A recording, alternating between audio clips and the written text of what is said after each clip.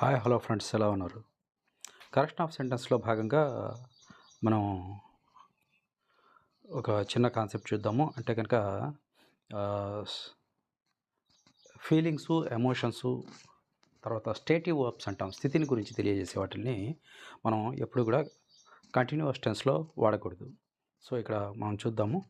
So feelings and emotions అంటే కనుక like, love, hate, prefer, want, need, wish, అంటే ఇష్టపడడం, ప్రేమించడం, ద్వేషించడం, ఎక్కువగా ఇష్టపడడం, కోరుకోవడం, అవసరం అనేటటువంటి మీనింగ్స్లో ఈ పదాలు ఉన్నాయి. సో వీటిని ఏమంటారంటే ఫీలింగ్స్, ఎమోషన్స్ అంటాం. కాబట్టి ఇవి ఎప్పుడు కూడా మనం కంటిన్యూస్ టెన్స్లో అంటే యామ్, ఈజ్, ఆర్, వాజ్, వర్ వీటి పక్కన ఈ వర్బ్కి ఐఎన్జీ ఫామ్ అనేది ఉండకూడదు అనమాట.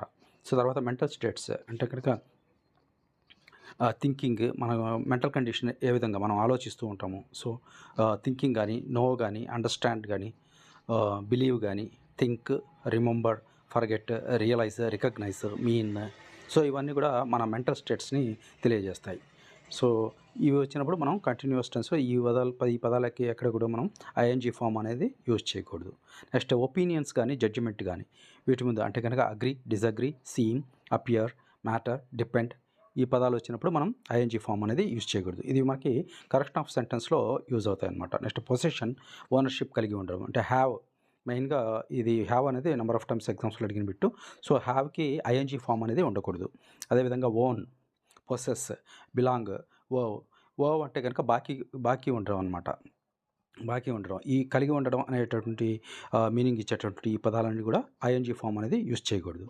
నెక్స్ట్ రిలేషన్షిప్ ఆర్ కంపోజిషన్ అంటే కంటైన్, ఇంక్లూడ్, కన్సిస్ట్ ఆఫ్, రీసింబల్ అంటే పోలి ఉండడం, రీసింబల్ అంటే పోలి ఉండడం, ఫిట్ అంటే సరిపోవడం.